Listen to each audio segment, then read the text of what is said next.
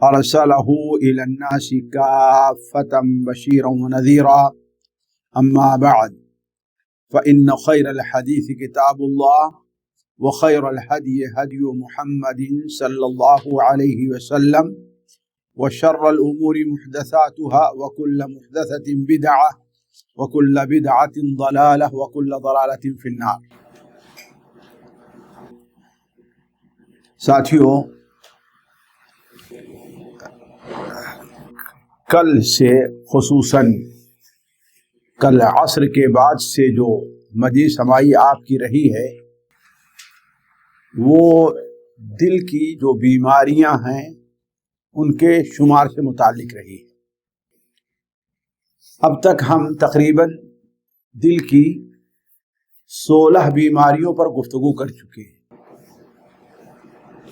اب آج کی مجلس میں چند ان بیماریوں کا ذکر ہوگا جو اہم ہیں دل کی بیماریوں میں، اور پھر اس کے بعد چند باتیں اختصار کے ساتھ، بلکہ شیخ نے کہہ دیا اختصار در اختصار کے ساتھ، یعنی اختصار میں بھی اختصار ہو، وہ بیماریوں کے علاج کے سلسلے میں کی جائیں گی کہ آخر بیماریوں کا علاج کیا ہے۔ اس لیے جب بیماریوں کے اسباب اور علامات کا ذکر ہوا ہے تو بیماریوں کے علاج کا بھی ذکر ہونا چاہیے۔ دیکھیے، دل کی بیماریوں میں سے ایک بڑی اہم بیماری اور بہت زیادہ لوگوں میں پائی جانے والی بیماری، حتیٰ کہ ہم میں سے بہت سے لوگ اپنے بعض قریبی اور بعض محسنین کے بارے میں اس بیماری کے شکار ہو جاتے ہیں، اور وہ بیماری ہے جسے عربی میں سوء الظن کہا گیا ہے، اور ہم اور آپ اپنی زبان میں اسے بدظنی کہتے ہیں۔ بدظنی سے ہم تصور کرتے ہیں، یہ گمان، یعنی بدگمانی جسے ہم اپنی زبان میں زیادہ کہتے ہیں، بدگمانی۔ گمان کیا چیز ہے ساتھیوں؟ اصل میں ایک ایسی چیز جس پر کوئی دلیل نہیں ہے، لیکن صرف علامات کو سامنے رکھ کر کے کچھ نتیجہ اخذ کیا جائے، یہی چیز گمان ہے۔ یعنی اب مثال کے طور پر یہ موبائل کس کا ہے اس کا آپ کو علم نہیں ہے، لیکن آپ دیکھیں کہ ہم نے فلاں کے ہاتھ میں ایک موبائل دیکھا تھا جس کا کور اس رنگ کا تھا، اور کور کے دائیں یا بائیں طرف کچھ ایسے دھبے تھے، تو گویا کہ آپ نے ایک گمان لگا لیا کہ یہ مقصود الحسن کا موبائل ہو، جبکہ کوئی دلیل آپ کے پاس دیکھا نہیں ہے، کوئی بتایا نہیں کسی نے آپ کو، اور نہ اس پر کچھ لکھا ہوا ہے کہ کس کا ہے۔ صرف یہ ہے کہ بعض علامات سے پتہ چل رہا ہے۔ آپ کہیں راستے پر جا رہے ہیں، آپ کو اس راستے کے بارے میں صحیح پتہ نہیں ہے، تو آپ کہتے ہیں کہ ہاں بتایا ہے کہ روڈ کے کنارے ایک ایسی بلڈنگ دکھائی دے گی، وہاں پر ایک ایسا پتھر ہوگا، وہاں ایسا موڑ ہوگا، تو یہ علامات کے ذریعے جو چیز معلوم ہے اسی کو گمان کہتے ہیں۔ یہی چیز اگر علامات واضح ہو جائیں تو یہی غالب گمان ہو جو تقریباً یقین کے قریب ہو جایا کرتا ہے۔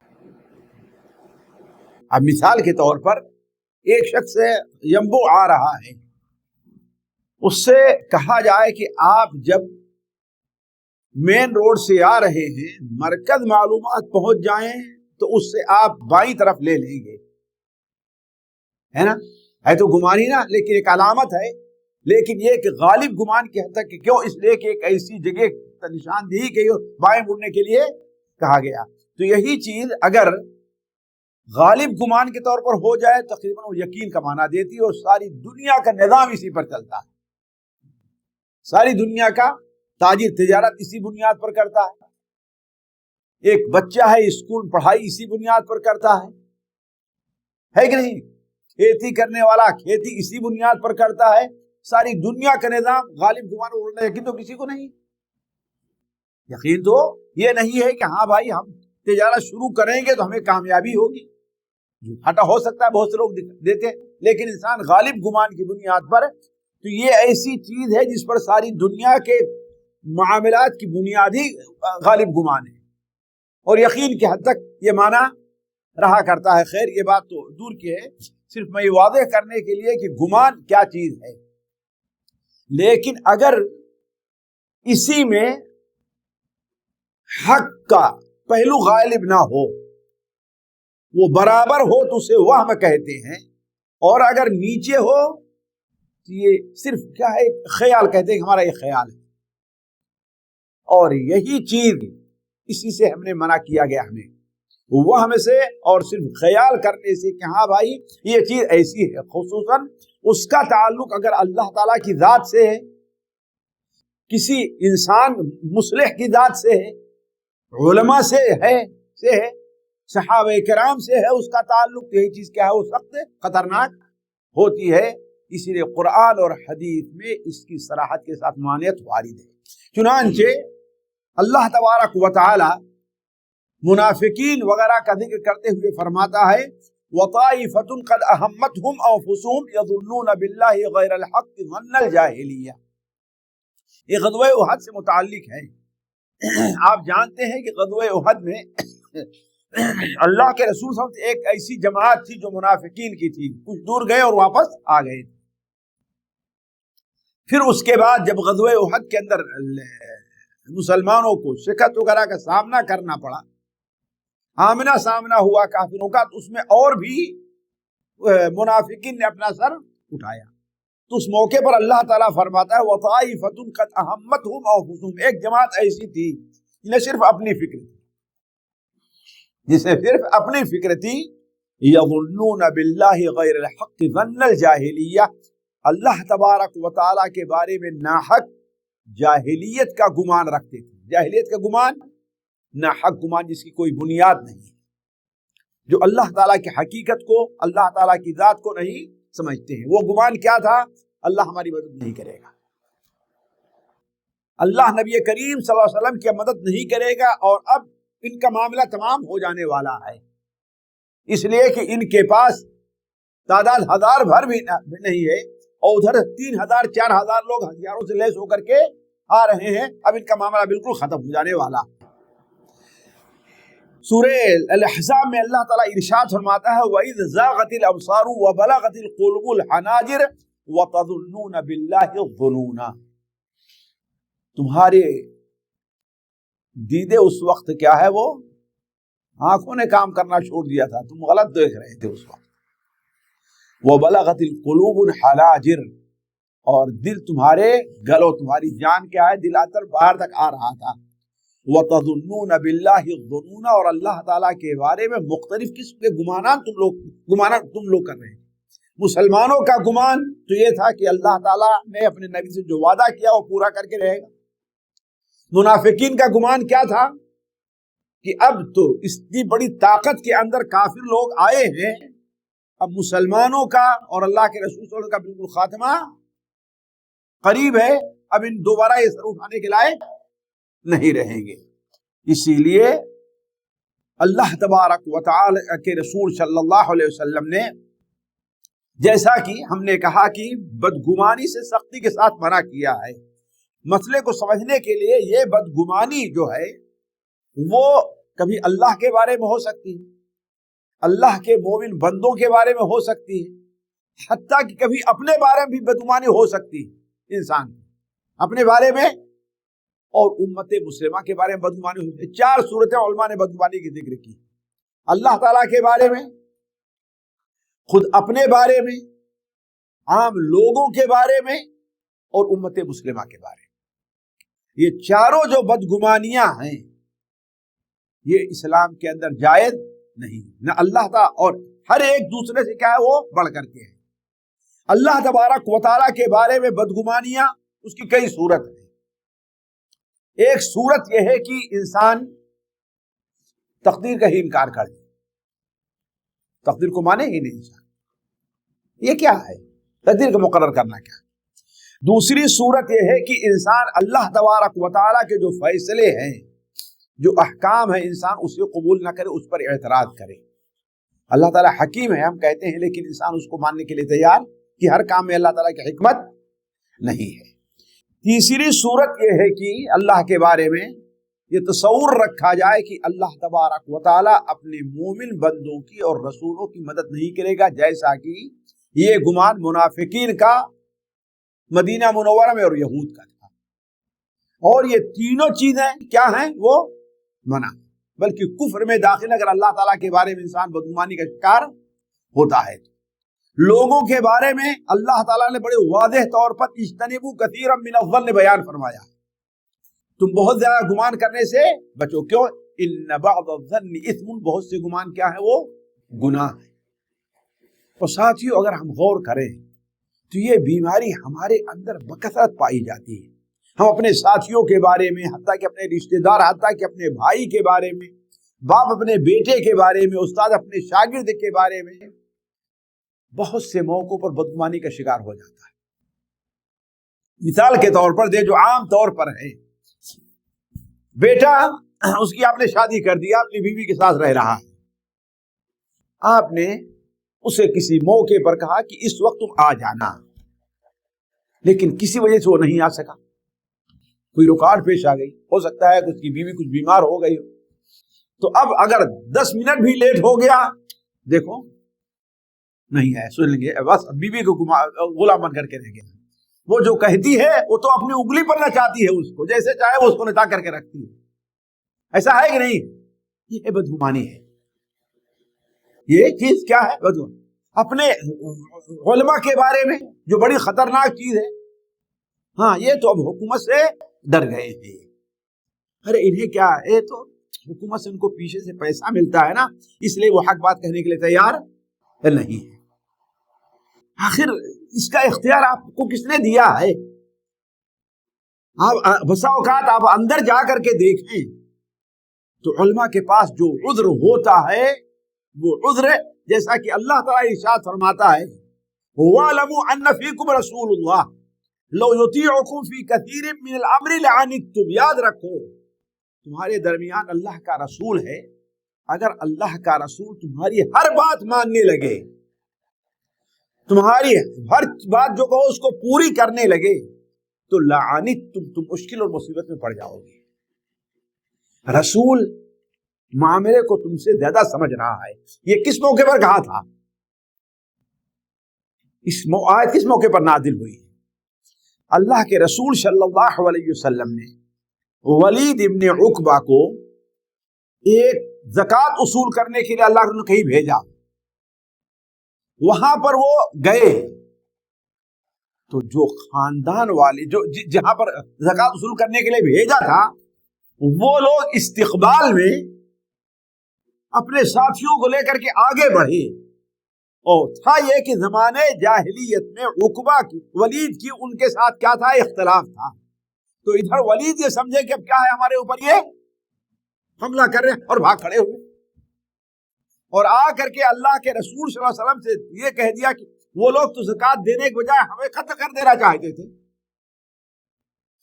اب بعد مسلمانوں نے کہا اے اللہ کے رسول، ان کے خلاف جو ہے وہ کارروائی کرنی چاہیے، لیکن اللہ کے رسول صلی اللہ علیہ وسلم نے صورتحال کو جاننے کے لیے ایک چھوٹی سی وجہ خالد بن ولید کسی کو بھیجا آپ صلی اللہ علیہ وسلم نے، تو معلوم یہ ہوا کہ وہ لوگ کس مقصد کے لیے آ رہے تھے، انہوں نے تو اس موقع پر اللہ تعالیٰ وَاعْلَمُوا أَنَّ فِيكُمْ رَسُولُ اللَّهِ، کسی کے بارے میں، جماعت کے بارے میں کوئی فیصلہ کرنے سے پہلے دیکھو اللہ کے رسول طرف رجوع تو کرو، کیا کہہ رہا ہے وہ۔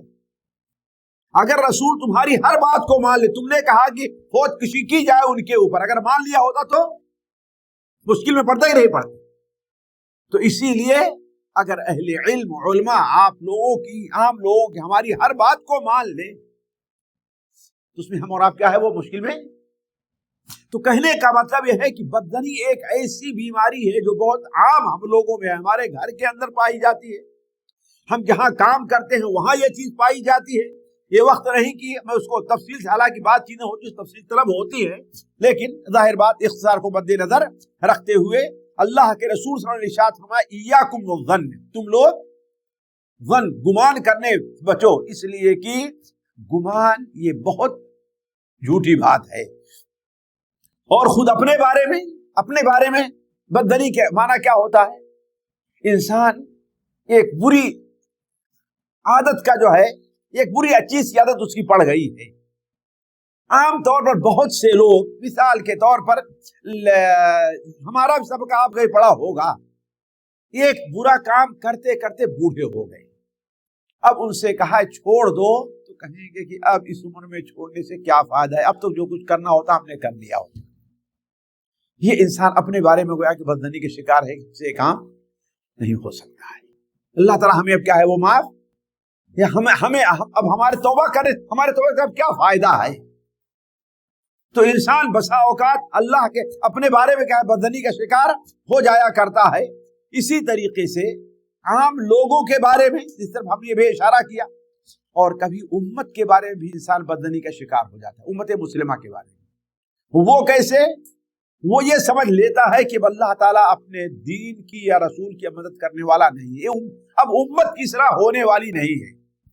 بہت سے لوگ نا امید ہو جاتے ہیں نا کہ امت کی اصلاح نہیں ہوگی، لہذا اب ان کو چھوڑ دو، تم اپنے فکر کرو بس ہوا کی. نہیں، امت کے اندر اللہ نے خیر رکھی ہے، اور یہ امت اللہ نے بیان فرمایا کہ اللہ کے رسول صلی اللہ علیہ وسلم حدیث کیا بارش کے طریقے سے، امتی کالمطر، میری امت مثال کیا ہے؟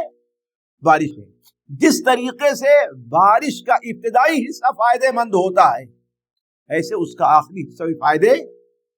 اگر شروع میں بارش نہ ہو تو کھیتی ہوگی نہیں، اور آخر میں بارش نہ ہو تو سچائی نہیں ہوگی.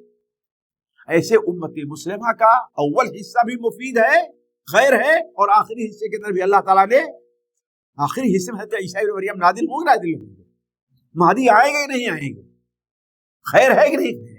تو کہنے کا مطلب یہ ہے کہ امت کے بارے میں بدگمان ہونا. اسی طریقے سے دل کی ایک بیماریوں میں سے اور بیماری ہے جس کا ذکر کل سوال جواب میں چل رہا تھا، حسد کرنا. حسد کو ہمارے اردو زبان میں عام الفاظ میں جو ہے اس کو جلن کہتے ہیں. اس کو جلن ہو رہی ہے ہم سے، اس کو حسد بولتے ہیں عام طور پر، لیکن خالص ٹھیس جو اردو زبان میں کیا ہے وہ جلن ہے. اور عام طور پر یہ لوگ اس کو استعمال کرتے ہیں. اس کا معنی کیا ہے کہ اللہ تعالیٰ نے کسی کو کسی نعمت سے نواز دیا ہے، کسی کے اوپر اپنا فضل کیا ہے، تو اب اس کی وجہ سے دل میں آئے کاش کہ اس کے پاس یہ چیز نہ ہوتی. اور اس کی بری صورت یہ ہے کہ کاش کہ اس کو جو اب ملی ہے نا یہ چیز سے چھن جاتی اور ہم کو مل جاتی. ایک چیز تو ہے کاش اس کو نہ ملتی، ہے بھی حسد ہے، لیکن اس کی بری صورت کیا ہے؟ یہ چیز اس سے، اس کو آپ کے ساتھ کام کرتا تھا برابر میں سب، اس کو تنخواہ میں اضافہ ہو گیا، اس کی پوسٹ تھوڑی سی، تو فطری طور پر انسان کیا ہے اس کو یہی چیز حسد ہے کہ کیوں اس کو مل گیا ہمیں کیوں نہیں ملی. اور پھر یہ سوچنا کہ کوئی صورت ہو کس سے یہ چھن جائے، یہی حسد کی بری سے بری صورت ہے. اور یہ صفت اصل میں اللہ تبارک و تعالیٰ نے قرآن مجید میں گمراہ قوموں کی بیان کی ہے، جیسے یہود کی ہے، کھول کر کے اللہ تعالیٰ نے بیان کی ہے. اللہ تعالیٰ فرماتا ہے وَدَّ كَثِيرٌ مِّنْ أَهْلِ الْكِتَابِ لَوْ يَرُدُّونَكُمْ مِّن بَعْدِ إِيمَانِكُمْ كُفَّارًا حَسَدًا مِّنْ عِندِ أَنفُسِهِمْ. بہت سے یہودی جو اہل کتاب میں سے ہیں وہ چاہتے ہیں کہ تمہیں ایمان لانے کے بعد پھر کفر کی طرف پلٹا دیں. اور ایسا کیوں ہے؟ حسدا من عندی انفسہم، بعد اس کے کہ حقائق واضح ہو گئے ہیں لیکن پھر بھی اپنی طرف سے یہ حسد کرتے ہوئے تمہارے بارے میں یہ سوچتے ہیں، جیسا کہ نبی صلی اللہ علیہ وسلم حدیث ہے کہ یہود حسد کرنے والی قوم ہے اور 3 چیزوں کے بارے میں تم سے زیادہ حسد کرتے ہیں. 3 چیزیں معلوم ہے کسی کون؟ جی سلام، سلام، ماشاء اللہ. ایک تو یہ ہے نہیں، اس میں جمعہ رہی ہے، ہاں امام کے پیچھے آمین بولنے سے ہے نا، امام کے پیچھے تو آمین سے چڑھنا کیا ہے؟ یہ مسلمانوں کی صفت، بلکہ یہودی پر اللہ کا رسول بیان کی. اور چڑھیں گے کب یہودی؟ جب آمین زور سے بولیں گے تب نا. آہستہ بول رہے ہیں، سننے کیا اس میں چڑھنے کیا معاملہ ہے کہ نہیں؟ چڑھیں گے کب؟ سوچنے کی بات ہے. آپ اپنے من میں بولے تب چڑھیں گے، جب سنیں گے تبھی تو چڑھیں گے. اور سلام کو عام کرنا، اور نہیں وہ بچے نے جو کہا ہے کہ وہ جمعہ کے دن کہ اللہ نے تمہیں جمعہ کی توفیق دی ہے اور جمعہ سے یہ غافل ہو گئے ہیں. بلکہ آپ جانتے ہیں کہ وہ جو حدیث آپ کے سامنے گزری تھی نا کہ سب سے اچھا افضل انسان کون ہے، تو اس کی ایک صفت تھی نا کہ اس کے دل کے اندر حسد بھی نہ پایا جائے. لیکن حسد سے متعلق کبھی میں گفتگو نہیں کرتا، جبکہ حسد ایک ایسی بیماری ہے جو بہت سے لوگوں میں ہے. لیکن اصل چیز یہ ہے کہ حسد کو انسان اگر دل میں ہے تو اس کو ظاہر نہ کرے، اور جس کو یہ دعا نعمت ملی ہے اس کے لیے اللہ تعالیٰ سے دعا کرے، اور اللہ تعالیٰ کی تقدیر پر انسان ایمان رکھے، اور یہ سوچے کہ اگر یہ چیز میری تقدیر میں ہوتی تو ہم کو مل کر کے رہتی ہے.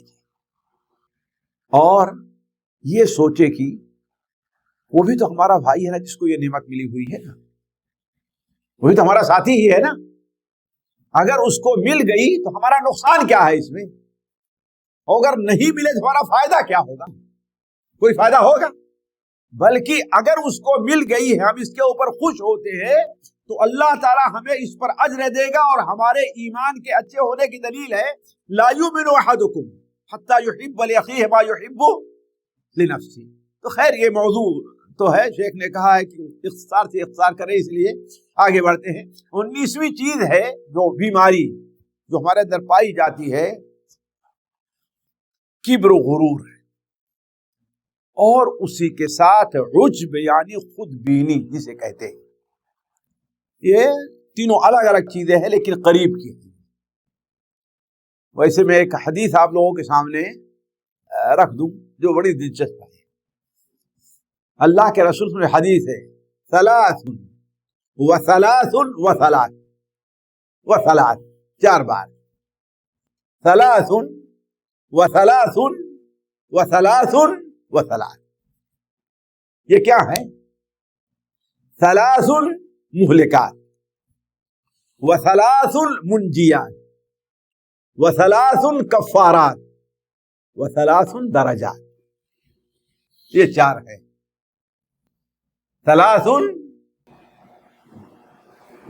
مہلکات وثلاث منجیات وثلاث کفارات وثلاث درجات. ثلاث وثلاث وثلاث وثلاث صحیح الجامع میں علامہ البانی سے نقل کرتے ہیں کہ صحیحہ میں اس کو ذکر کیا ہے مطابق کتب حدیث کے حوالے سے. 3 چیزیں ایسی ہیں جو انسان کو ہلاک کرنے والی ہیں، 3 چیزیں ایسی ہیں جو انسان کو نجات دینے والی ہیں، 3 چیزیں ایسی ہیں جو انسان کے گناہوں کا کفارہ بنتی ہیں، اور 3 چیزیں وہ ہیں جو انسان کے لیے درجات کی بلندی کے سبب بنتی ہیں. ہے نا؟ یہ 12 چیزیں ہیں. اب سب ہم کو یاد رہ جائے تو ایک بسا اوقات بھول جائے. تو ثلاث المہلکات، 3 ہلاک کرنے والی چیزیں کون کون سی ہیں؟ شح المطاع وهوى المتبع واعجاب كل ذی رأی برأیہ. جس مناسب مجھے حدیث یاد آئی ہے ابھی. پہلی چیز کیا ہے؟ شح المطاع، یعنی انسان اس قدر بخیل ہو جائے کہ ہر جگہ وہ بخالت ہی سے کام لے رہا ہے.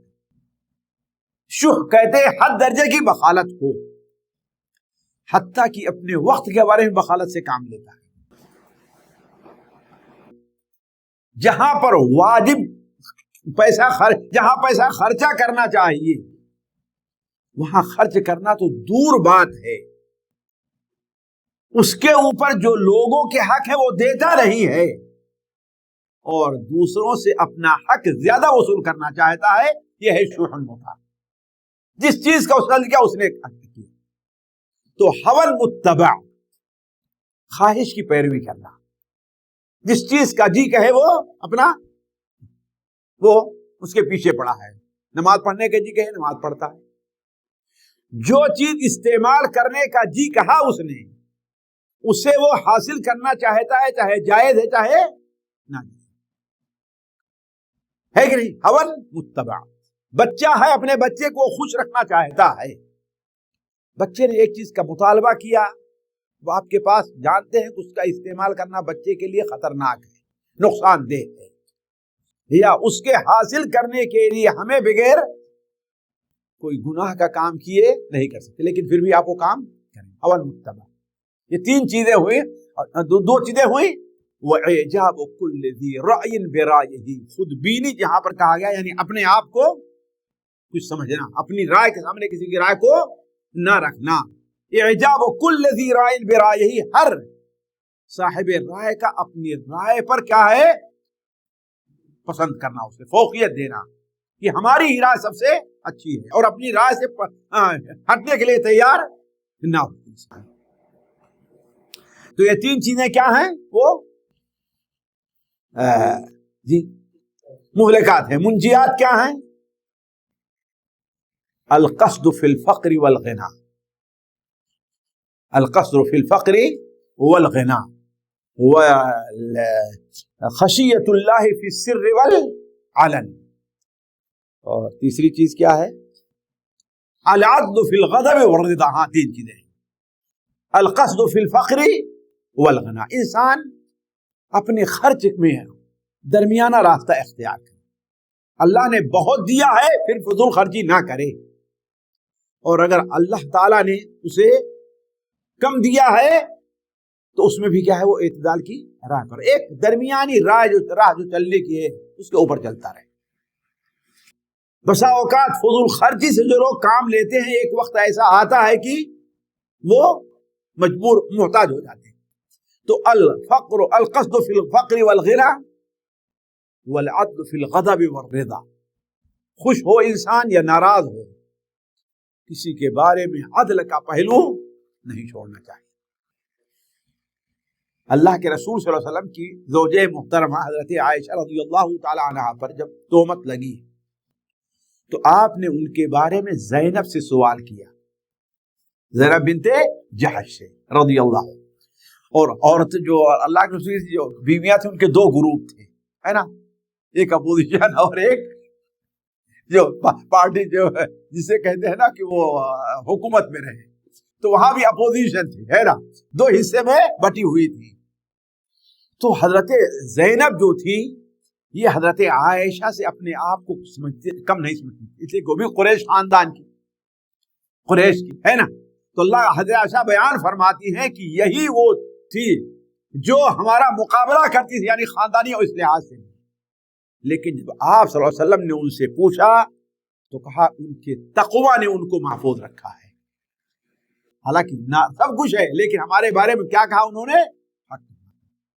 تو العدل فی الغضب والرضا، جس سے آپ راضی ہوں یا آپ اس سے ناراض ہوں لیکن عدل اور انصاف کا پہلو نہ چھوڑیں۔ تو کیا ہے؟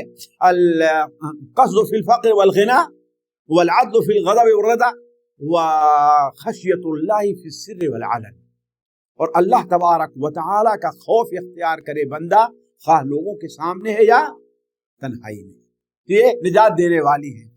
کفارات بھی جلدی سن لیجئے، کفارات کیا ہیں؟ اسباغ الوضوء علی الکریہات، پتہ نہیں اس میں جلدی ملے گا کہ نہیں ملے گا، یعنی انسان جو ہے وہ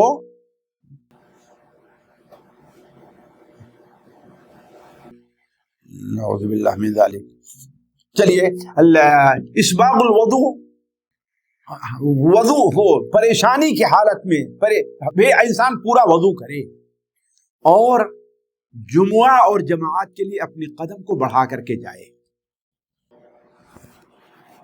اور انتظار الصلاۃ بعد الصلاۃ، اور ایک نماز بعد دوسری نماز کا انتظار کرے۔ یہ تین چیزیں کیا ہیں؟ وہ یہ تین چیزیں کفارات ہیں، اور درجات کیا ہیں؟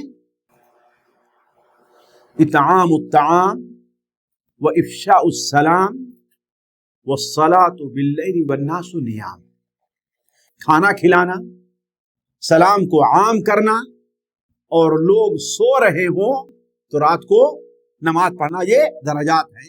तो ये हदीस मुझे यहाँ से याद आई थी, क्या एजाब कुल्ल ज़िराइन बिरायही, ये दिल की बीमारियों में से एक बीमारी है। खास तौर पर साथियों, किब्र की जो तारीफ नबी सल्लल्लाहु अलैहि वसल्लम ने की है, उसके अंदर बहुत से लोग मुब्तला हैं, बहुत से लोग मुब्तला हैं। आप सल्लल्लाहु अलैहि वसल्लम ने किब्र की क्या तारीफ की है? सही मुस्लिम हज़रत अब्दुल्लाह इब्न मसऊद की रवायत है। आप सल्लल्लाहु अलैहि वसल्लम ने जब ये इरशाद फरमाया कि ला यदखुलुल जन्नता मन कान फी क़ल्बिही हब्बतु खर्दल मिनल ईमान, व कमा क़ाल अलैहिस्सलातु वस्सलाम, वो इंसान जन्नत में नहीं जाएगा जिसके दिल में राई के दाने के बराबर भी किब्र है।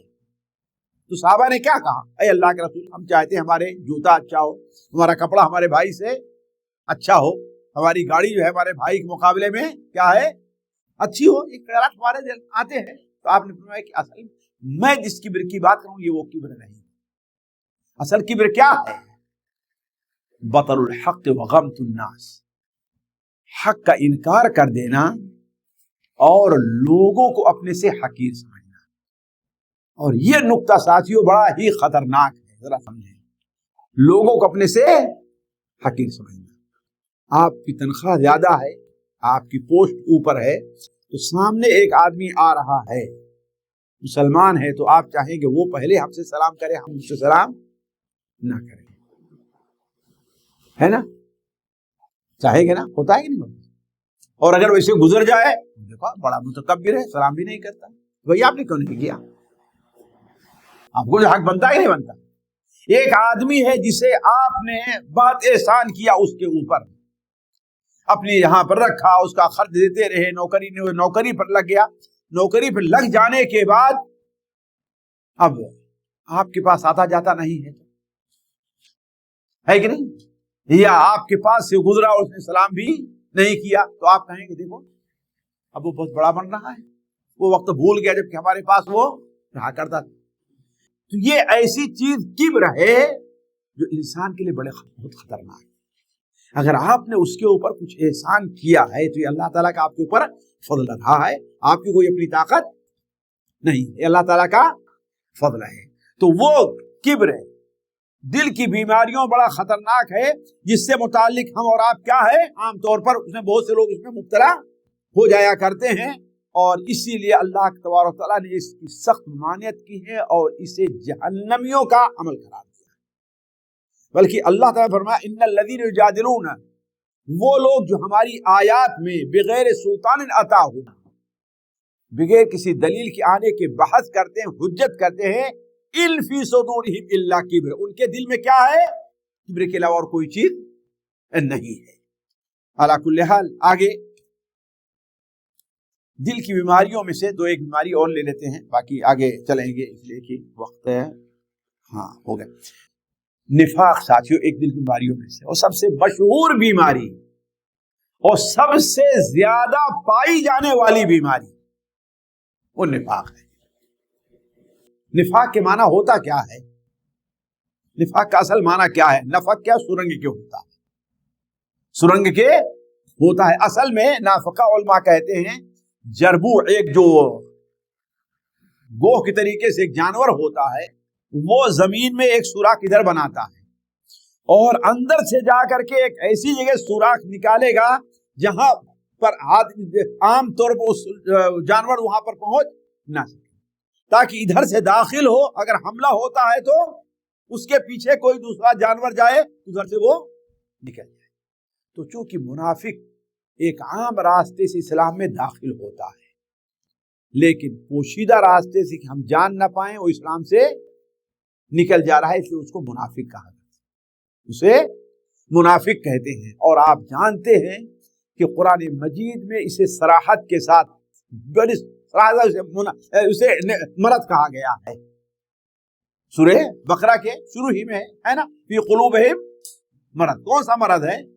निफाक का मरद, इससे मुराद है, निफाक का मरद मुराद है। तो ये बीमारी लोगों में सबसे ज्यादा पाई थी, खुसूसन وہ نفاق جو نفاق اصغر ہے، جو نفاق اکبر نہیں ہے، جو نفاق اصغر ہے۔ نفاق اصغر وہ چیز ہے جس کا خطرہ صحابہ کرام کو اپنے اوپر تھا۔ کس کا؟ ساتھیوں، اس لیے میں خصوصی چاہوں کہ ہمارے بھائی خاص طور پر جن کے بارے میں لوگ یہ گمان رکھتے ہیں کہ ہاں بھائی یہ دیندار ہیں، جن کے بارے میں ہے گمان یہ لوگ دین کا کام کرتے ہیں، انہیں اس خطرناک بیماری سے ہوشیار رہنے کی کوشش کرنی چاہیے، اور یہ دیکھنا چاہیے کہ کون کون سی وہ نشانیاں ہیں جو نفاق کی اللہ کے رسول سے بیان فرمائی ہیں۔ آپ دیکھیں گے تو قرآن اور حدیث سے آپ تلاش کریں تو اللہ اور اس کے رسول نے نفاق کی 50 سے زائد تقریباً نشانیاں بیان کی، ایک دو نشانی نہیں۔ یہ پورا ایک ورکشاپ ہے، سمجھیے صرف ایک درس کا ایک حصہ نہیں ہے، پورا ایک ورکشاپ ہے کہ نفاق کی نشانیاں کون کون سی ہیں۔ بہت سے جگہوں پر ہم اور آپ نفاق کے اندر مبتلا ہو جاتے لیکن ہمیں اس کا احساس نہیں ہوتا، ہمیں اس کا احساس نہیں رہتا۔ تو کہنے کا مطلب یہ ہے کہ نفاق ایک ایسی بیماری ہے جو بہت زیادہ عام ہے اور اس میں بہت زیادہ لوگ مبتلا ہیں، خصوصاً نفاق اصغر کے اندر۔ اس لیے اس سلسلے میں غور کرنے اور سوچنے کی ضرورت ہے۔ اللہ کے رسول صلی اللہ علیہ وسلم جسے واضح فرمایا کہ نفاق کی کتنی 4 نشانیاں ہے نا، نفاق کی 3 نشانیاں ہے کہ نہیں۔ اللہ تبارک و تعالی منافقین کی نشانیاں بیان کرتے ہوئے فرماتا ہے ان المنافقین یخادعون اللہ۔ صرف اسی آیت کے اوپر غور کر لیں، وہو خادعوہم، وہو خادعوہم یراؤون الناس ولا یذکرون اللہ الا قلیلا۔ یہ کیسے آیت ہے؟ ان المنافقین یخادعوہم وَإِذَا قَامُوا إِلَى الصَّلَاةِ قَامُوا كُسَالَىٰ يُرَاؤُونَ النَّاسَ وَلَا يَذْكُرُونَ اللَّهَ قَلِيلًا۔ 5 نشانیاں اس میں بیان کی گئی منافقین کی۔ آدمی سوچے ہمارے اندر پائی تو نہیں جاتی؟ ان المنافقین یخادعون اللہ، وہ اللہ تعالیٰ کو دھوکہ دینا چاہتے ہیں، اللہ تعالیٰ کو، یعنی دینی طور پر یہ چیز اس کے اندر پائی نہیں جا رہی ہے لیکن وہ ظاہر کرتے ہیں کہ ہاں ہمارے اندر یہ چیز پائی جا رہی ہے، دین کی خدمت، دین پر عمل، دین کی دعوت سے متعلق۔ حالانکہ اصل چیز یہ ہے کہ وہ انسان خود دھوکے کے اندر ہے کہ اللہ تعالیٰ اسے دھوکہ دے رہا ہے۔ وَإِذَا قَامُوا إِلَى الصَّلَاةِ قَامُوا كُسَالَىٰ، اور نماز کے لیے کھڑے ہوتے ہیں تو کاہلی اور سستی محسوس ہوتی ہے۔ سوچے ہم سے نماز میں 5 وقتہ نماز خصوصاً سنتوں وغیرہ میں خصوصاً ہمیں نماز پڑھنے میں سستی تو نہیں لگتی؟ ہم کاہلی کے شکار تو نہیں ہیں؟ وَإِذَا قَامُوا يُرَاؤُونَ النَّاسَ، اس کا مقصد کیا ہوتا ہے؟ لوگوں کو دکھانا۔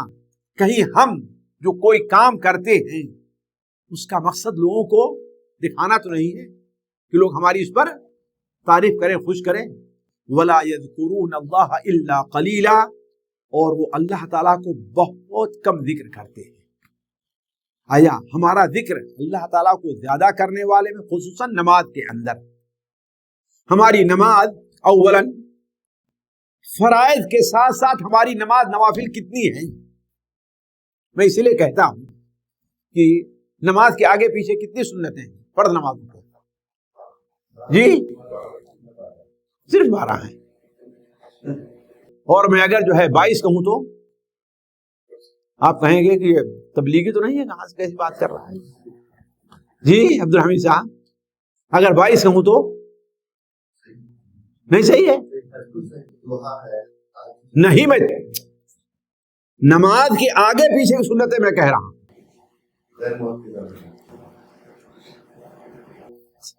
جی غیر موقدہ کہہ رہی تھی آپ، کتنی ہیں؟ 12 ہی ہے۔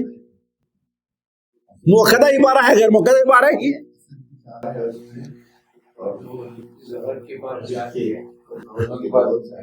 ظہر کی 2 ہیں، ظہر کے بعد 4 ہیں جی 4 بھی۔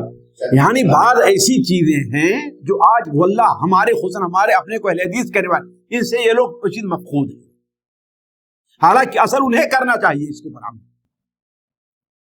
انہیں اس پر عمل کرنا چاہیے نا، لیکن ہمارے اندر سے، ورنہ ہم میں سے کون ہے الا ماشاء اللہ جو ظہر کی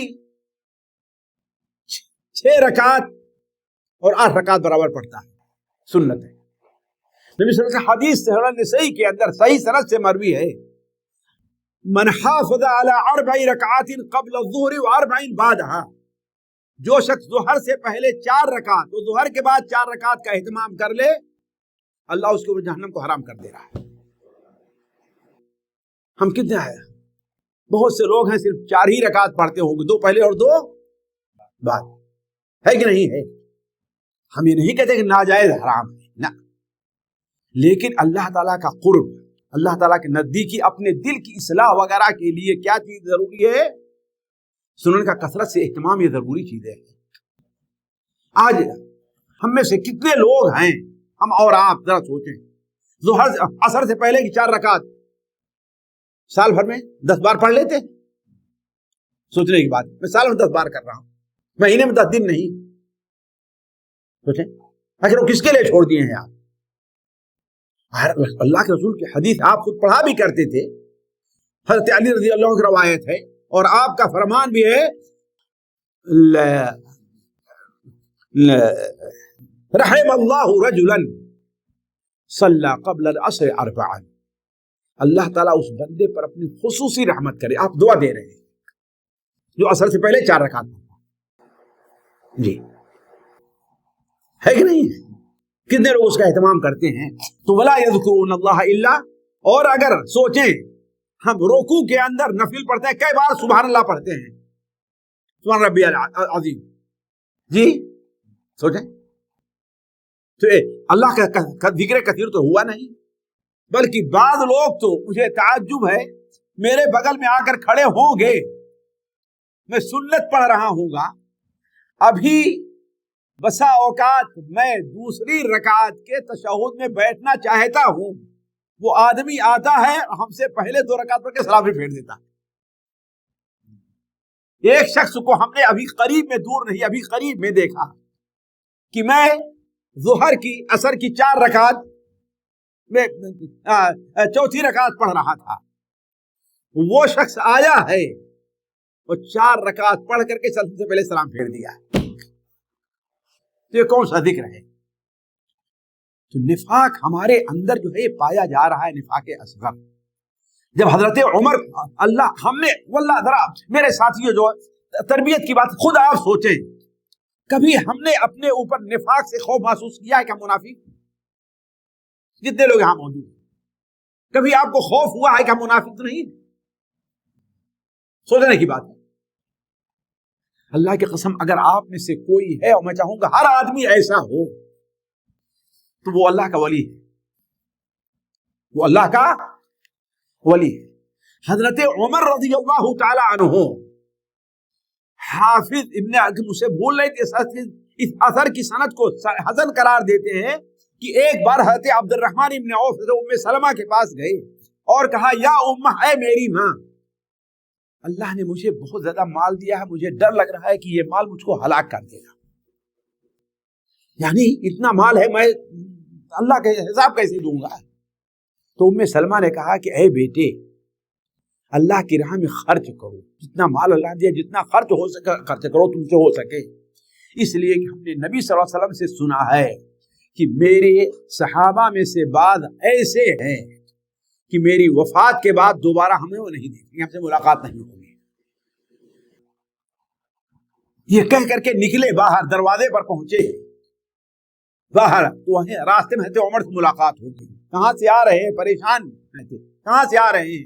ام سلمہ کے پاس۔ انہوں نے تو ایسی بات کہی ہے، حضرت عمر گھبرا گئے، سیدھے بھاگ کر کے حضرت ام سلمہ کے پاس کہا، آپ کو اللہ کا واسطہ یہ بتائیے، کہیں میں تو ان لوگوں میں نہیں ہوں؟ جی جی، حضرت عمر کو خوف تو، اور ہمیں خوف نہیں نفاق سے۔ تو اعلیٰ کسے ہم نے کہا کہ زیادہ بہت بکثرت پائی جانے والی یہ جو بیماری ہمارے اندر پائی جاتی ہے، اللہ محفوظ رکھے۔ اسی طریقے سے دل کی بیماریوں میں سے ایک بیماری، اور شاید بس یہی آخری رہے، اس کے بعد اگلا موضوع آئے گا، ایک بیماری ہے جو نفاق ہی کی ایک صورت ہے، وہ ریا اور نمود ہے۔ ریا اور نمود، یعنی کوئی نیکی کا کام آپ کریں، کوئی خیر کا کام کریں اور اس سے مقصد لوگوں کو یہ دکھانا ہو کہ ہاں آپ بھی اتنے اچھے آدمی اور خیر کا کام کرتے ہیں، بڑے مالدار ہیں آپ، بڑی سخاوت سے کام لیتے ہیں، بہت غریبوں کی آپ مدد کرتے ہیں، مقصد کیا ہو؟ یہ ہو، یہی چیز کیا ہے؟ ریا ہے۔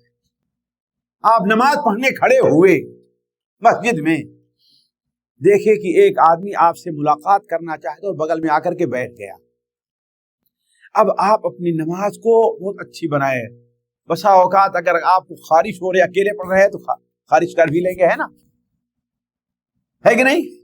لیکن جب دیکھے وہاں بیٹھا ہوا ہے تو کہے گا ارے کیا کہے گا، دیکھو نماز میں کھیل رہے ہیں، اب اس میں جو ہے وہ اپنی نماز کو اور اچھی بنا لیا۔ یہی چیز کیا ہے؟ ریا۔ اور یہ ایسی چیز ہے کہ اللہ کے رسول صلی اللہ علیہ وسلم نے بیان فرمایا کہ اس کا خطرہ مجھے تم پر سب سے زیادہ ہے، یعنی صحابہ کرام پر سب سے زیادہ اگر خطرہ ہے مجھے تمہارا کس بات کا ہے؟ الشرک الخفی کا ہے۔ تو یہ چیز بھی دل کی بیماریوں میں سے بڑی اہم بیماری ہے، اسی لیے اللہ تبارک کے رسول صلی اللہ علیہ وسلم نے جگہ جگہ ہمیں اور آپ کو اخلاص اور للہیت کی تعلیم دی ہے، اور اس سے متعلق آپ ریاست متعلق برابر جو ہے تقریر سنتے رہتے ہیں، اس کو وضاحت کی ضرورت نہیں ہے۔ اب ہم چلتے ہیں کہ آخری جو چیز ہے وہ بیماریوں کا دل کی علاج کیسے کیا جائے۔ یہ موضوع بھی بہت ہی تفصیل طلب ہے، لیکن ایک ہی میں نکات کی شکل میں چند باتیں آپ کے سامنے 6 7 یا 8 آپ کے سامنے میں رکھتا ہوں، اس لیے کہ بیماری اگر جان لی گئی ہے نا تو اس کا علاج کیا ہے؟ آسان ہوتا ہے۔ ڈاکٹر کے لیے اس وقت تک علاج مشکل ہوتا ہے جب تک بیماری کو نہیں پکڑ پاتا، اگر بیماری پکڑ لیا تو اس کا علاج آسان ہوتا ہے نا۔ ایک بار مجھے ایک جسم کے اندر تھوڑی سی ایک کچھ خارج جیسی کیفیت تھی، ہمارے خاص ملنے والے تھے، وہ کہے اچھا فوٹو کر کے بھیج دو، یہ کر کے بھیجا، 2 3 4 بار انہوں نے دوا بندی، کچھ فائدہ ہی نہیں۔ تو اللہ ان کو جزائے خیر دے، آئے ہمارے یہاں، آئے اور کہا ذرا میں دیکھوں تو، اور جب اس میں دیکھا کیا کہتے ہیں اپنے خود اپنی ان آنکھوں سے دیکھا، کہا رے بس سمجھ آ گئی بات، اور دوا ایک چھوٹی ٹیوب لکھی اور آرام ہو گیا۔ تو اگر ڈاکٹر جو ہے بیماری کو پکڑ لے تو علاج کیا ہے اس کا؟ آسان ہے۔ تو اب ہمیں بیماری معلوم ہو گئی، ہم محسوس کریں کہ ہاں بھائی یہ ہمارے اندر ہے، تو اس کا علاج بھی کیا ہوتا ہے؟ آسان ہوتا ہے۔ دیکھیے یہ علاج 2 قسم کا، میں جو ابھی آپ کے سامنے علاج رکھنا چاہ رہا ہوں یہ علاج عمومی ہے۔ علاج کیا ہے؟ عمومی، ورنہ ہر بیماری ہے اس کا خاص اس کا علاج ہے۔ ان میں سے بات طرف نے اشارہ کیا ہے، جیسے ریا کا علاج یہ ہے کہ انسان اپنا اخلاص اور للہیت پیدا کرے، کبر کا علاج ہے کہ انسان متواضع رہے، اپنا تواضع، اللہ تعالیٰ کی نعمتوں رحمتوں کی طرف اپنی نظر کرے کہ ہاں یہ ہمیں جو چیز ملی ہوئی ہے، چاہے ہمیں صحت ملی، مال ملی ہے، یہ ہماری اپنی کوشش نہیں ہے، اللہ تعالیٰ کے خاص دین۔ تو ایک علاج وہ ہے جو خاص بیماریوں کا ہے، میں اس طرف نہیں جاتا اس لیے کہ وہ ایک لمبا ہے۔ یہاں پر میں چند باتیں وہ جو کہ عمومی طور پر جو دل کی بیماریاں ان کا ایک عام علاج ہوتا ہے، اس کا عام علاج اسی طرح میں آپ لوگوں کو توجہ دلاؤں گا۔ پہلی چیز یہ ہے، سب سے اہم چیز ساتھیوں، اور اس کے لیے تھوڑی سی محنت کرنے کی ضرورت ہے اور مشکل نہیں ہے، اور وہ اللہ تبارک و تعالیٰ کی محبت ہے، اور یہی وہ چیز ہے جس کے لیے اللہ تعالیٰ نے انسان کے دل کو بنایا ہے، یہی اصل اس کی عبادت ہے۔ اللہ کی محبت، اللہ تعالیٰ کا خوف، اللہ تبارک و تعالیٰ کی امید، یہ چیز ہے۔ اس لیے کہ اللہ تبارک و تعالیٰ ہی منعم حقیقی، اللہ تبارک و تعالیٰ ہی ہر قسم کی جو نعمتیں ہیں ان کو نوازنے والا ہے۔ اور ہم یہ دیکھتے ہیں کہ ایک ڈاکٹر ہو، ہمیں کوئی تکلیف ہے، ہم اس کے پاس جائیں، ہمیں دوا دے دے، ہمیں آرام مل جائے اور ہم سے پیسہ بھی نہ لے، اس کی محبت ہمارے دل میں بیٹھ جائے، اور ہم یقین ہے کہ ہمارے دل کی ہر کسی بیماریوں کا علاج کس کے پاس ہے؟ جی اللہ کے پاس، لہذا اس سے محبت کی جائے اور خصوصاً اس حدیث کو سامنے رکھا جائے جو صحیح بخاری میں حدیث ولی کے نام سے جانی جاتی ہے، اور ہمارے اندر محبت کیسے پیدا ہو اس حدیث کے اندر اس کا طریقہ بھی اللہ تعالیٰ اللہ کو بتا دیا۔ اور حدیث قدسی ہے، یعنی اللہ تعالیٰ بیان فرماتا ہے کہ من عاد لی ولیا فقد آذنتہ بالحرب، جو میرے کسی ولی سے دشمنی کرے اس کے ساتھ میرا اعلان ہے جنگ ہے۔ اس کے بعد آپ نے کیا بیان فرمایا؟ وما تقرب الی عبدی بشیء احب الی مما افترضته علیہ۔ ساتھیو اس کے میں تھوڑی سی 2-3 منٹ جو اس حدیث کی وضاحت کروں گا، ذرا آپ غور کریں۔ اس حدیث کو ہم پڑھتے سنتے بہت ہے لیکن توجہ کم دیتے۔ اللہ نے کیا بیان فرمایا؟ وما تقرب الی عبدی بشیء، البندہ میرا قرب ہے جس قدر فرض عبادات کو ادا کر کے حاصل کر سکتا ہے، کسی اور چیز کو، کسی اور عبادت کو اگر کسی اور کام کی طرح وہ میرا قرب حاصل نہیں کر سکتا۔ یعنی اللہ تعالیٰ کو قریب کرنے کا سب سے بہتر ذریعہ کیا ہے؟ انسان فرائض کا اہتمام کرے۔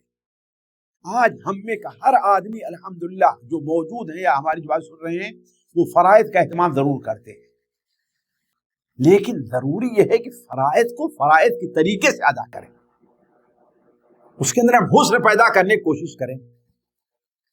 ہم نماز کے اندر ہمارے اندر کس قدر خشوع و خضوع پایا جا رہا ہے، ذرا کہاں تک ہے؟ یہ ہے اصل عبادت جو اللہ تعالیٰ کو ہمیں ہمارے قریب کرے گی۔ روزہ ہم رکھیں، روزہ اللہ تعالیٰ کا تقرب حاصل کرنے کا بہترین ذریعہ ہے، لیکن وہ روزہ جس روزے کا مطالبہ ہم سے اللہ تعالیٰ کرتا ہے کہ صرف ہمارا معدہ ہی بھوکا نہ رہے، ہمارا معدہ ہی نہ رکا رہے کھانے پینے سے، ہماری زبان، ہماری آنکھ، ہماری فکر اور سوچ بھی کیا ہے، وہ اس طرف رہے۔ تو کہنے کا مطلب یہ ہے کہ اللہ فرما رہا ہے کہ سب سے زیادہ تقرب میرا بندہ کب حاصل کر سکتا ہے؟ جب ان عبادات کو ادا کرے جو ہم نے اس کے اوپر فرض کیا ہے، اور صرف یہ فرض بلکہ عبادات ہی تک نہ رہے، اللہ نے اس کے اوپر صلہ رحمی کو فرض قرار دیا ہے نا، اس کا اہتمام کہ نہیں فرض ہے وہ۔ خیر، آگے اللہ تعالیٰ فرماتا ہے وما يزال عبدي يتقرب الي بالنوافل حتى احبه،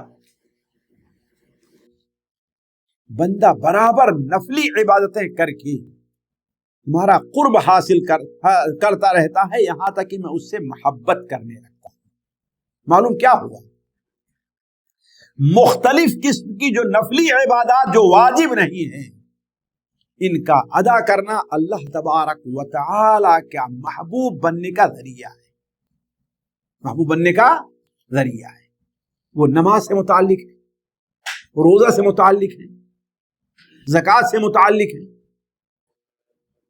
آج ہم میں سے کتنے لوگ ہیں ذرا سوچیں کہ ایک دن بھی ان کا خالی نہیں رہتا کچھ صدقہ اور خیرات نہ کرتے ہیں، ذرا سوچیں۔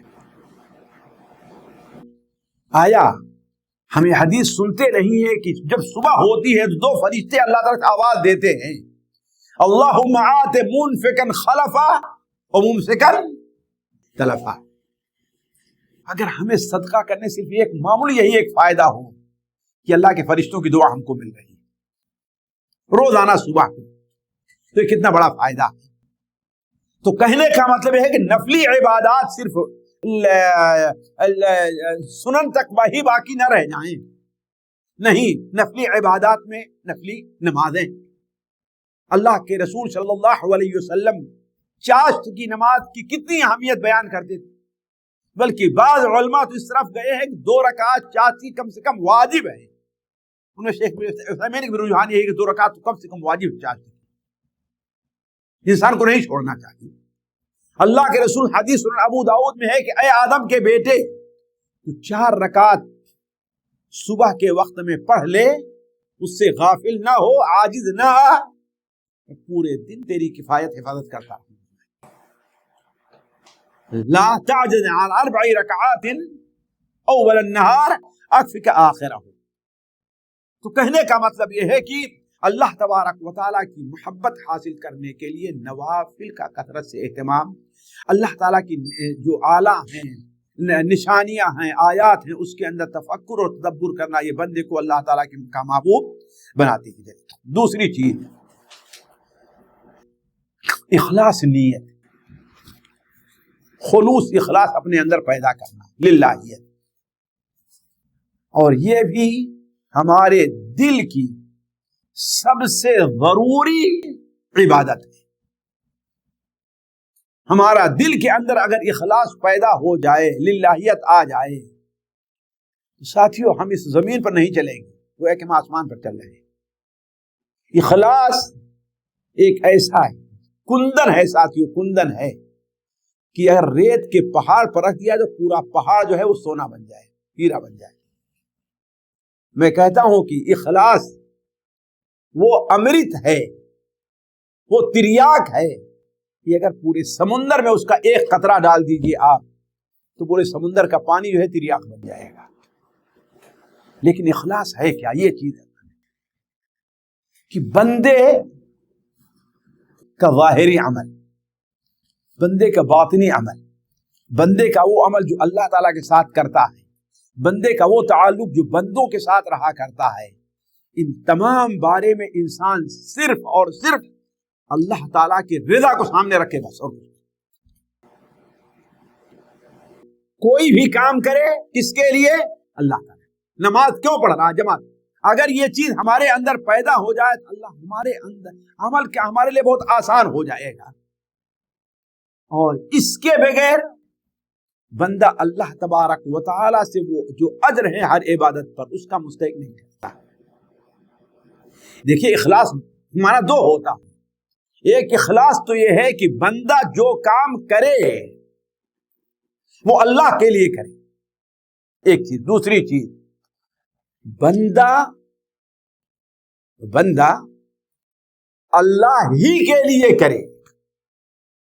فرق سمجھیں، ہم نماز پڑھیں گے کہ صرف اللہ کے لیے نماز پڑھیں گے، کسی اور کے سامنے جھکیں گے نہیں، ہے نا؟ اور یہ نماز بھی پڑھیں گے تو اللہ کے رضا کے لیے، لوگوں کو دکھانے کے لیے۔ بس اوقات ہوتا ہے انسان نماز پڑھے اللہ تعالیٰ کے لیے، کیوں؟ ساتھی مل گئے ہیں تو پڑھ لے رہا، نہیں ملیں گے تو اخلاص نہیں۔ تو بندہ نماز اللہ کے لیے پڑھے اور اللہ ہی کے لیے پڑھے، یہ اخلاص ہے۔ اس سے متعلق آپ لوگ جو ہے وہ بہت، بلکہ اس سلسلے میں اخلاص جو ہے بندے کے اندر سے کینہ ہے، بغض ہے، کپٹ ہے، بہت سی بیماریوں کا علاج کرتا ہے۔ جیسا کہ اللہ کے رسول صلی اللہ علیہ وسلم کی وہ حدیث مسند بزار وغیرہ میں صحیح سند کے ساتھ مروی ہے کہ آپ نے بیان فرمایا، ثلاث لا یغل علیہن قلب امرئ مسلم، تین کام ایسے ہیں کہ جو کسی مسلمان کے دل میں کینہ ہے، کپٹ ہے، حسد، اس کو چھوڑتے ہی نہیں، ختم کر دیتے ہیں۔ وہ کون تین چیزیں ہیں؟ پہلا اخلاص العمل، اللہ کے لیے اخلاص، اور مسلمانوں کے جو حکام ہیں، امیر ہیں، ان کے لیے انسان خیر خواہی کا جذبہ اپنے اندر رکھے، اور مسلمانوں کی جو جماعت ہے ان کے ساتھ مل کر کے رہے۔ تیسری چیز جو ہمارے دل کی بیماریوں کو ختم کر سکتی ہے وہ اللہ اور اس کے رسول کی سچی پیروی ہے، اللہ اور اس کے رسول کی سچی اطاعت، یعنی ہم اطاعت کے اندر کیا ہو؟ سچے ہو۔ جانتے ہیں آپ کلمہ لا الہ الا اللہ محمد رسول اللہ کی قبول کی شرائط میں ایک چیز کیا ہے؟ صدق بھی ہے نا؟ صدق یعنی بندہ اپنے عمل میں کیا ہے؟ وہ بالکل سچا رہے، کوئی رعایت یا دکھائی کا معاملہ اس کے اندر نہیں پایا جا رہا ہے۔ اگر اس کے اندر بندہ اطاعت میں سچا ہے تو قل ان کنتم تحبون اللہ فاتبعونی یحببکم اللہ، یحببکم اللہ۔ اور چوتھی چیز ذکر اور دعا ہے۔ ذکر اور دعا یہ دل کی بیماریوں کا بہت بڑا اور کامیاب علاج ہے۔ اگر انسان کے اندر اخلاص، اگر انسان کے اندر للہیت پائی جا رہی ہے تو اس کے لیے ذکر اور دعا یہ بہت کامیاب علاج ہے۔ خصوصاً اگر دعا کے اور ذکر کے شرائط کو سامنے رکھا جائے تو اللہ نے بڑے واضح طور پر کہا ہے الا بذکر اللہ تطمئن القلوب، اللہ کے ذکر سے دلوں کو اطمینان ہوتا ہے۔ وہ آیت ہے نا کہ انما اذا ذکر اللہ وجلت قلوبہم واذا تلیت علیہم آیاتہ زادتہم ایمانا۔ اسی لیے دیکھیں ساتھیو، نبی صلی اللہ علیہ وسلم کی دعاؤں کا ایک بہت بڑا حصہ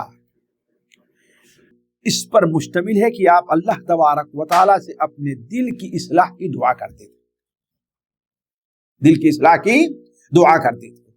مثال کے طور پر وہ حدیث جو حضرت شداد ابن اوس سے مروی ہے، اور خصوصی طور پر میں یہ چاہوں گا اس حدیث کو، اس دعا کو سمجھنے اور اس پر عمل کرنے کی کوشش کریں، اس لیے کہ اللہ کے رسول صلی اللہ علیہ وسلم نے اپنے صحابی شداد ابن اوس کو خصوصی وصیت کی، بلکہ آپ نے کہا تھا یا شداد اذا رأیت الناس، جب تم یہ دیکھو کہ لوگ سونا اور چاندی جمع کر رہے ہیں، جیسے آج کل کا ماحول ہے نا، تو فاغتنز هذه الکلمات، تو ان کلمات کو اپنے لیے خزانہ سمجھ، ان کلمات کو اپنے لیے خزانہ سمجھ۔ کیوں؟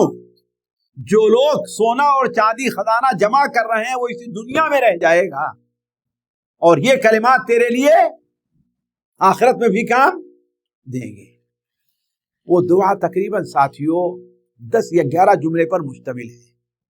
اللہم انی اسألک الثبات فی الامر والعزیمۃ علی الرشد، اللہم انی اسألک موجبات رحمتک وعزائم مغفرتک، اللہم انی اسألک شکر نعمتک وحسن عبادتک، اللہم انی اسألک قلبا سلیما ولسانا صادقا، اللہم انی اسألک قلبا سلیما ولسانا صادقا، اللہم انی اسألک من خیر ما تعلم واعوذ بک من شر ما تعلم واستغفرک لما تعلم انک انت علام الغیوب۔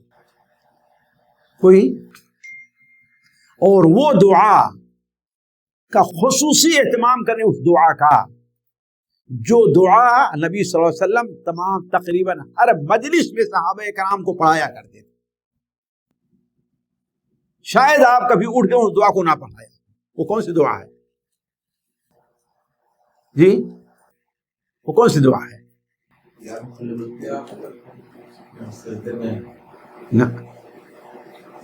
حضرت عبداللہ ابن عمر کے بعد سورہ ترمذی میں صحیح سند کے ساتھ مروی ہے کہ قلما، کم ایسا ہوا ہے کہ اللہ کے رسول صاحب ہمارے ساتھ مجلس میں بیٹھے اور جو دعا ہم کو نہ پڑھائیں۔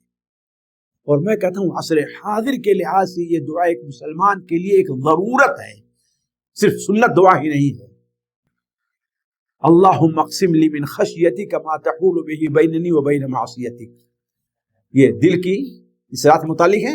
اللہم اقسم لی من خشیتک ما تحول به بیننی و بین ومن طاعتک ما تبلغنی به جنتک ومن الیقین، دل کے بعد ہے نا، ما تهون به علی مصائب الدنیا، اللہم متعنی بسمعی وبصری وقوتی ما احییتنی واجعله الوارث منی واجعل ثأری علی من ظلمنی وانصرنی علی من عادانی ولا تجعل مصیبتی فی دینی، ولا تجعل مصیبتی فی دینی ولا تجعل الدنیا اکبر ہمی ولا مبلغ علمی ولا تسلط علی من لا یرحمنی۔ یہ دعا، اور وہ دعا جو اللہ تعالیٰ نے اپنے نبی کو خصوصی طور پر سکھلائی ہے۔ جب نبی کریم صلی اللہ علیہ وسلم کو خواب میں اللہ تعالیٰ کا دیدار ہوتا ہے، سنن ترمذی، مسند احمد وغیرہ میں حضرت عبداللہ ابن عمر سے، حضرت معاذ ابن جبل وغیرہ سے مروی ہے وہ حدیث کہ اللہ کا دیدار ہوا اللہ کے رسول صلی اللہ علیہ وسلم کو۔ ایک لمبی حدیث ہے ملأ اعلیٰ کے نام سے، اور اس کے آخر میں ہے کہ اللہ نے فرمایا اذا صلیت فقل، آپ نماز پڑھیں تو یہ دعا کریں آپ، اور دلوں کی اصلاحی سے متعلق وہ دعا۔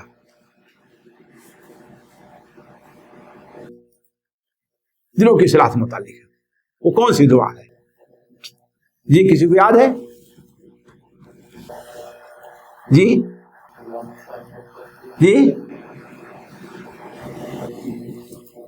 بتائیں بھائی، نہیں یاد ہوگی وہ دعا. اس کا پہلا زبان پہ نہیں چڑھ رہا ہے میرے. اللہم انی اسألک. نہیں نعوذ باللہ من ذالک.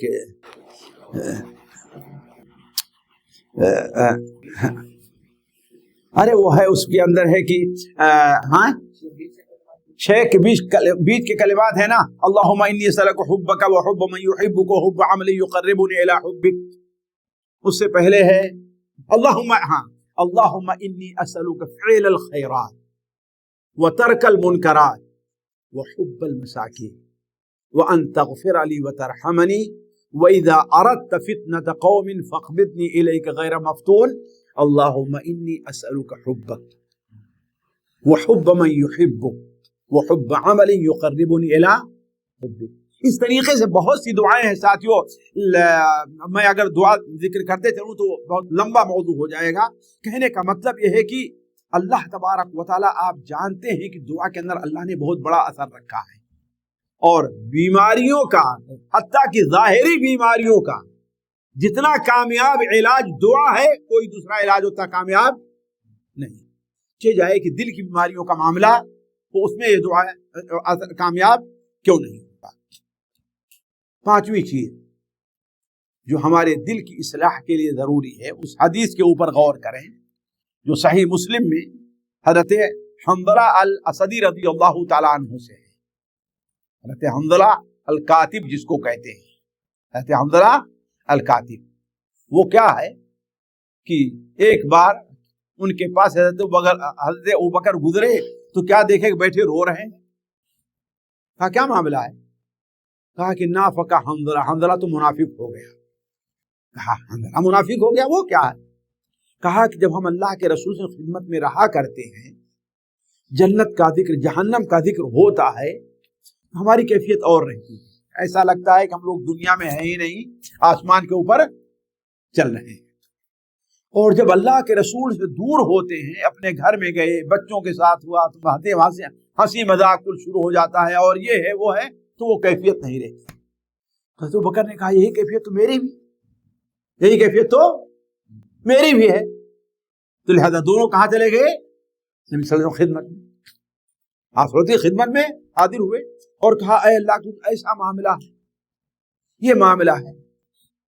تو اصل بات یہ کہنے کی ہے کہ دل کی اصلاح کے لیے دینی مجلس اور نیکوں کی مجلس بہت ضروری ہے. نیک لوگوں سے تعلقات جو آپ کو جہنم یاد دلائیں, جنت کی بات کریں. کھیل کی بات نہیں ہے کہ کتنے چھکا مارا اور کون ٹیم جیت رہی ہے اور کون یہ ہو رہا ہے, یہ نہیں جیسا کہ آج کل ہمارے یہاں ہے. اور نہ یہ کہ ہاں بھائی کتنا تمہیں کتنا ملتا ہے, تمہاری تنخواہ کتنی ہے, کچھ اوور ٹائم ہے کہ نہیں ہے, کچھ اوپر سے بخشش وغیرہ ملتی بھی ہے کہ نہیں ملتی ہے. بقول اکبر الہ آبادی کے کہ نہیں پرشش کوئی اس کی یاد اللہ کتنی ہے, یہی سب پوچھتے ہیں آپ کی تنخواہ کتنی ہے. یہ کوئی نہیں پوچھتا کہ بھائی تم نماز پڑھتے ہو کہ نہیں پڑھتے ہو, یہ کوئی نہیں پوچھتا تم نے قرآن کتنا تلاوت کی ہے آج تم نے قرآن. تو دینی مجلس میں اور اہل علم, وہ اہل علم جو دنیا کی بات نہیں, ہم جیسے بہت سے لوگ ہیں تقریر سب سامنے کریں گے اور آپ مجلس بیٹھیں گے تو خالی دنیا کی بات ہے, وہ نہیں. وہ لوگ جو آپ کو اکیلے میں ہیں, جہاں بھی آپ کو کیا ہے آخرت کی بات آپ کو توجہ دلائیں. تو یہ دینی مجلس کے اندر بیٹھنا یہ انسان کے لیے بہت ضروری ہے. اس سے انسان کے دل کی اصلاح ہوتی ہے, جیسے وہ حدیث آپ کے سامنے ہم نے رکھا ہے. اسی لیے صحابہ کرام رضوان اللہ اجمعین کے بارے میں ابن مندہ وغیرہ, ابن ابی شیبہ اپنی کتاب الایمان میں نقل کرتے ہیں کہ وہ ایک دوسرے کے صحابی حضرت معاذ بن جبل خصوصی طور پر بیٹھتے تو کیا کہتے ہیں, اجلس بنا نؤمن ساعۃ, تھوڑی دیر بیٹھو ہم ایمان لے آئیں, یعنی ایمان کی بات کر لیں, ہمارا ایمان تازہ ہو جائے, ہمارے دل کے اندر ایمان پیدا ہو جائے. تو نیک لوگوں کی مجلس اختیار کرنا, ان سے تعلقات رکھنا, بلکہ ضروری یہ ہے کہ ہفتے میں 2-3 ہماری ایسی مجلسیں ہوں جہاں پر آخرت کا ذکر ہو، جنت کا ذکر ہو، جہنم کا ذکر ہو، اللہ کا خوف ہمارے اندر پیدا ہو، اس لیے کہ ہر آدمی یہ سمجھ لے کہ ابھی یہاں پر بیٹھا ہے، اس قسم کی بات ہو رہی ہو تو دل کی کیفیت اور رہا کرتی ہے، اور یہاں سے ہٹ جاتا ہے تو کیفیت اور ہو جایا کرتی ہے۔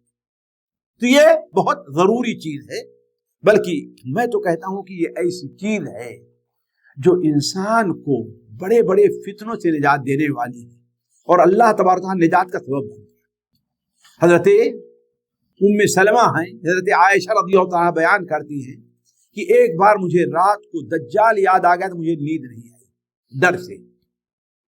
صبح کو جب نبی صلی اللہ علیہ وسلم سے ملاقات ہوئی تو آپ صلی اللہ علیہ وسلم بات ہونے لگی تو آپ نے کہا پریشان نہ ہو، اگر میری زندگی میں آ گیا تو میں تم لوگوں کی طرف سے نپٹ لوں گا دجال سے، تمہارا کوئی نقصان نہیں پہنچائے گا، اور اگر میرے بعد آتا ہے تو اللہ میری امت کے نیک لوگوں کے ذریعے سے میری امت کی حفاظت کرے گا۔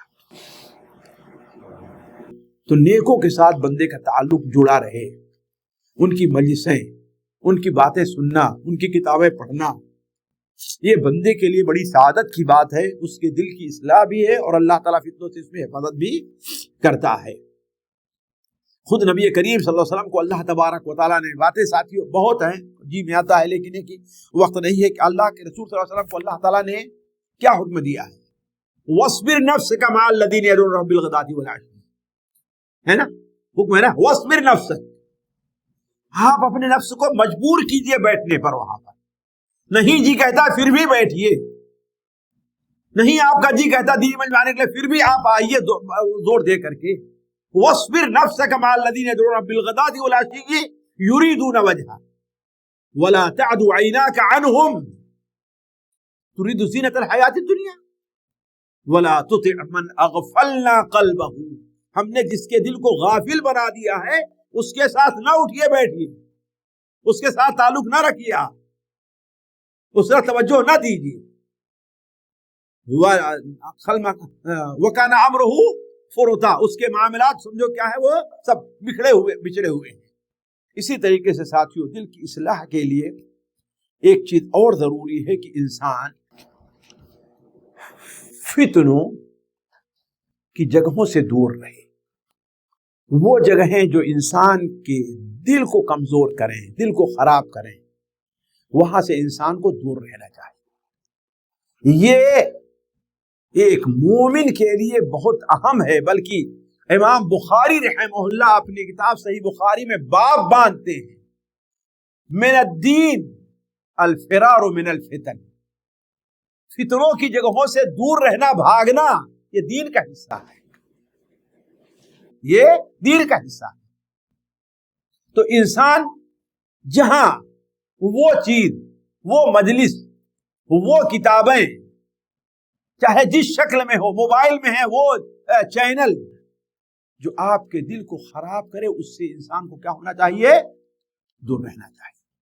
سنن ابو داؤد میں حضرت ابو ہریرہ کی روایت ہے کہ اللہ کے رسول صلی اللہ علیہ وسلم نے ارشاد فرمایا، من سمع عن الدجال فلینأ عنہ، جو دجال کے بارے میں سن لے اسے کیا کرنا چاہیے، اس سے دور ہی بھاگے، اس سے۔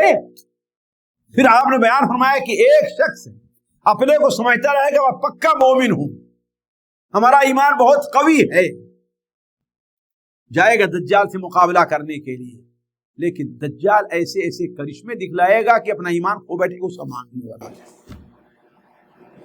تو بہت سے لوگ جو فتنوں کی جگہوں میں پڑتے ہیں وہ اپنا ایمان کھو بیٹھتے ہیں، تو ان کے دل کی اصلاح نہیں ہوتی۔ تو فتنوں کے جگہوں سے دور رہنا، اسی لیے اللہ کے رسول صلی اللہ علیہ وسلم نے خاصاً فتنوں کے دور میں گھر میں بیٹھے رہنے کے لیے آپ نے کہا ہے۔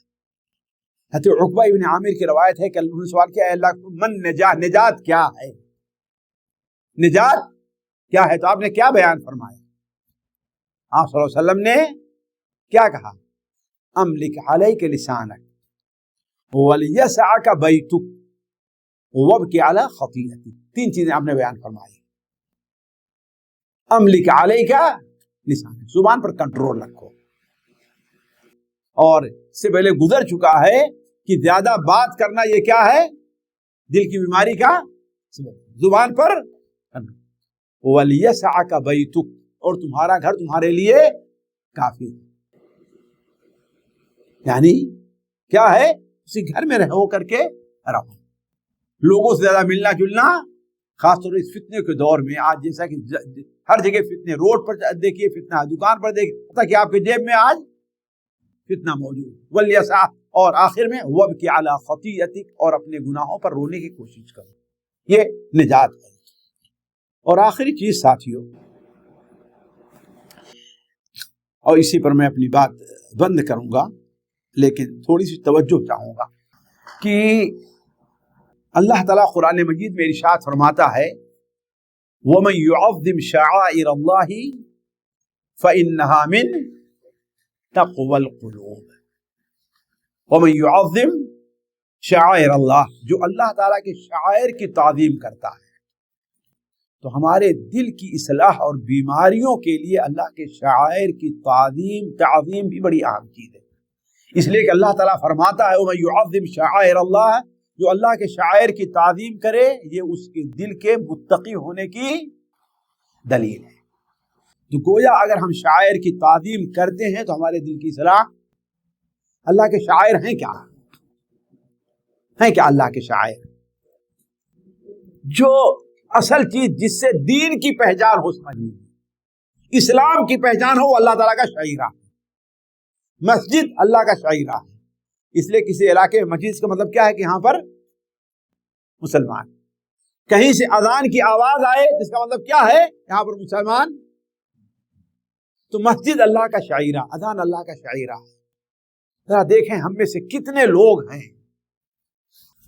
کہ جو 5 وقت اذان کا جواب دینے کا اہتمام کرتے ہیں.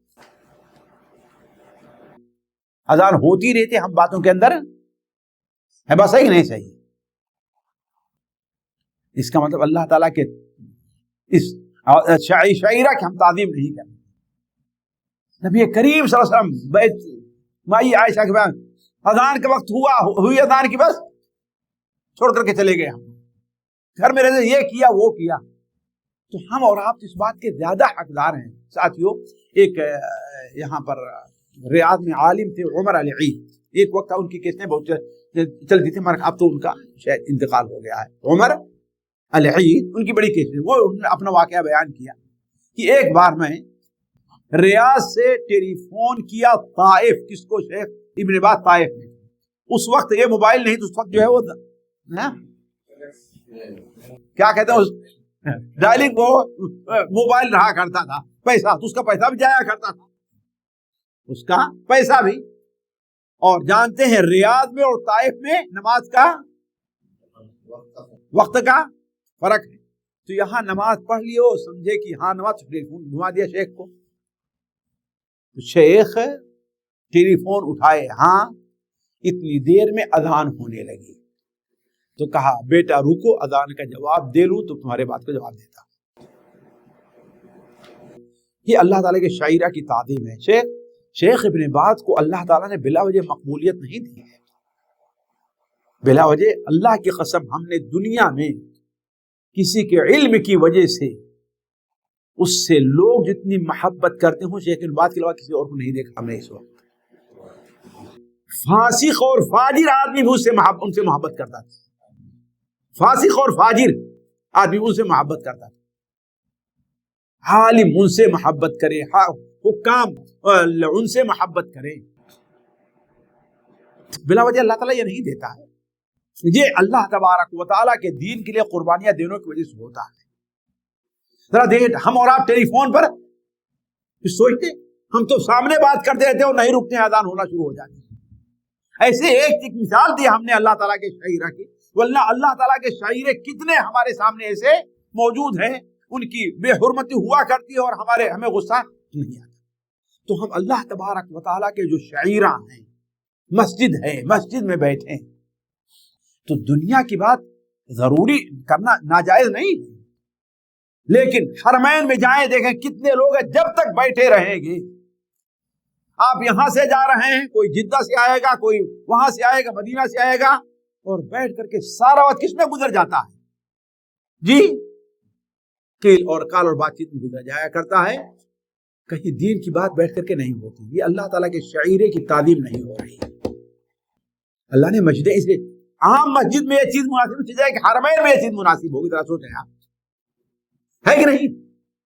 تو اللہ تعالیٰ کے شعیرے ہیں، ان کی تعظیم کی انسان عادت بنائے کہ ہاں ان کی تعظیم جو بھی اللہ تعالیٰ کے شعیرے میں داخل ہے، نماز ہے، روزہ ہے، زکوٰۃ ہے، جو چیزیں ہیں، مسجدیں ہیں، جن قرآن مجید ہے، جس چیز کا بھی تعلق ہے اس کے ہم تعظیم کریں. اس سے ہمارے دل کی اصلاح ہوگی. اللہ تعالیٰ سے ساتھیو دعا ہے کہ اللہ تعالیٰ ہمیں اور آپ کے دلوں کی اصلاح کر دے.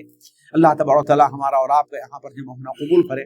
ہمارا جن ساتھی اللہ تعالیٰ نے اللہ انہیں جزائے خیر دے، جن لوگوں نے اس مجلس کے انعقاد کا جو ہے انتظام کیا ہے اور ہمیں اور آپ کے لیے اتنی تکلیفیں اور پریشانیاں اٹھائی ہیں، اللہ تعالیٰ انہیں جزائے خیر دے. اللہ تعالیٰ ان کی میزان حسنات میں رکھے. سبحانک اللہم و بحمدک اشہد ان لا الہ الا انت استغفرک و اتوب الیک. جی کیا نہیں ہو تو ہو گیا، ختم کر. ہاں اس کے بعد اگر سوالات وغیرہ چاہیں، 8 سے زیادہ ہو رہے تھے نا، تم نے کہا کہ